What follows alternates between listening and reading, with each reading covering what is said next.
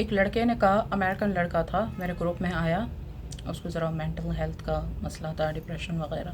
باہر ملکوں میں تنہائی بھی بہت ہوتی ہے. تو خیر وہ گروپ میں آیا اور اس نے مجھے بتایا کہ میرے ساتھ ایک مسئلہ بھی ہے. اس نے مجھ سے کاؤنسلنگ سیشن بھی لیا. ظاہر سی بات ہے میں کس طریقے سے گروپ والوں سے بات کروں گی، وہ گروپ میں ہے تو گروپ میں جو ہے گروپ والوں سے بات کرے. تو اس نے کہا کہ میرے ساتھ ایک مسئلہ ہے. تو میں نے کہا کون سا مسئلہ؟ کہنے لگا میں نا اپنے ایک دوست کے ساتھ رہتا ہوں، اپنے سمجھو بوائے فرینڈ کے ساتھ. باہر ملکوں میں یہ بہت عام بات ہوتی ہے. اس نے کہا میں اپنے بوائے فرینڈ کے ساتھ رہتا ہوں، لیکن جو بھی میری گرل فرینڈ بنتی ہے تو وہ مجھے چھوڑ کے چلی جاتی ہے. کہتی ہے کہ تم اس کے ساتھ رہتے ہو تو میں تم سے شادی انڈرسٹینڈنگ وغیرہ نہیں کروں گی. تو میں نے کہا کہ اس کو چھوڑ دو. ظاہر سی بات ہے کہ جب آپ کی شادی ہوتی ہے، آپ ریلیشن شپ میں بھی جاتے ہو شادی سے پہلے، یہ ساری چیزیں آپ کو چھوڑنی پڑتی ہے. اور کافی سارے لوگ ایسے ہوتے ہیں جو چھوڑتے ہیں. تو اس نے کہا کہ میں جو ہے اپنے بوائے فرینڈ کو نہیں چھوڑ سکتا، جو اس کا دوست ہے، بوائے فرینڈ بھی ہے، جو سالوں سے اس کے ساتھ رہ رہا ہے. وہ لڑکا ڈاکٹر تھا، اس نے مجھے بتایا کافی سالوں سے وہاں رہتا تھا. تو میں نے کہا دیکھو اگر تمہیں زندگی میں یہ سب کچھ شادی وغیرہ کا سسٹم چلانا ہے، اپنی تنہائی بھی کم کرنی ہے. ظاہر سی بات ہے جب انسان شادی کا ایک بندھن ہوتا ہے اس میں بنتا ہے، اس سے پہلے ریلیشن شپ میں جاتا ہے تو ایک تنہائی کم ہوتی ہے.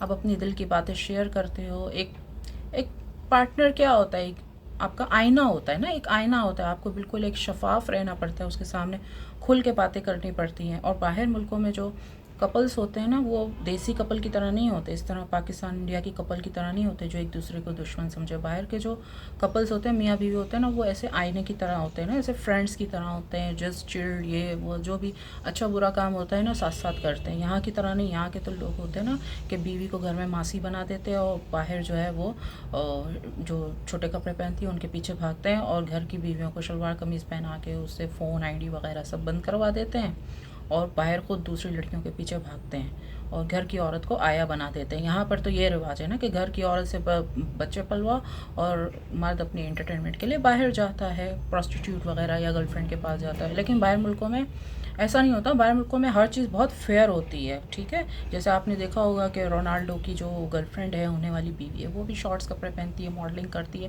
تو باہر یہی ہے کہ آپ چھوٹے کپڑے پہنو یا بڑے کپڑے پہنو، کسی کے ساتھ بھی گھومو، بات چیت کرو، وہاں ہر چیز بہت کلیئر ہے، صاف ہے. وہاں اس چیز کو اتنا برا بھی نہیں مانتے.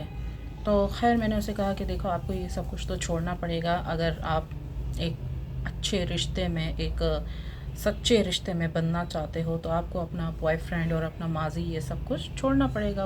اس گروپ میں بھی آیا تھا. تو اس نے کہا چلو ٹھیک ہے میں اس بارے میں دیکھتا ہوں. لیکن کہا تھا میں اس کے بغیر رہ نہیں سکتا، ہمارا کافی پرانا ساتھ ہے، 10 سال پرانا ساتھ ہے.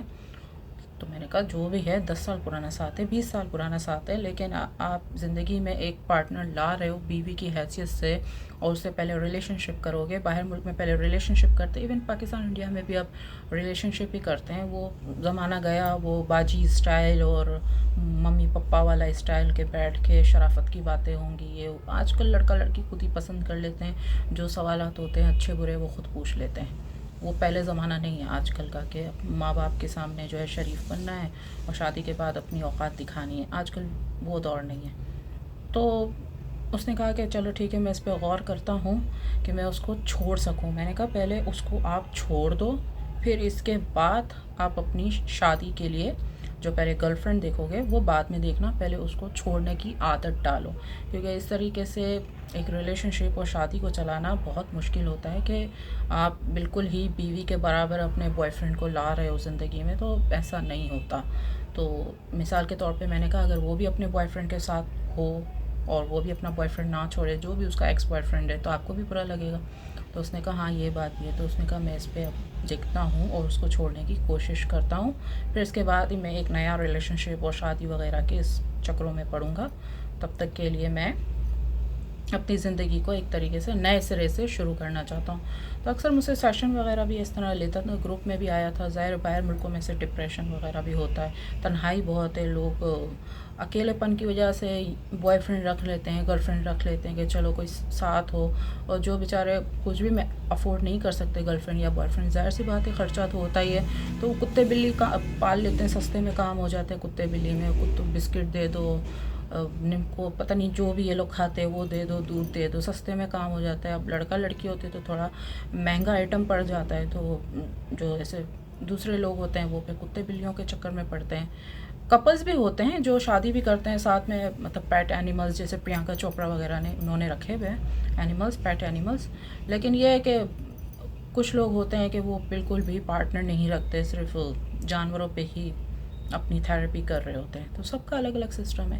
خیر, اگر آپ بھی میرا گروپ جوائن کرنا چاہتے ہیں یا میرا بزنس کے ویسے جاننا چاہتے ہیں یا میرا کاؤنسلنگ سیشن وغیرہ, بزنس کورس, تو میرا واٹس ایپ چینل بلو ٹک والا سارہ غفار کے نام سے ہے, وہ فالو کر لیجیے اور ای میل پہ آ کے مجھ سے کانٹیکٹ کر سکتے ہیں اور میرے ایس ڈی فاؤنڈیشن کو ڈونیشن بھی کر سکتے ہیں. آپ کے دل کی دھڑکن, سارہ غفار.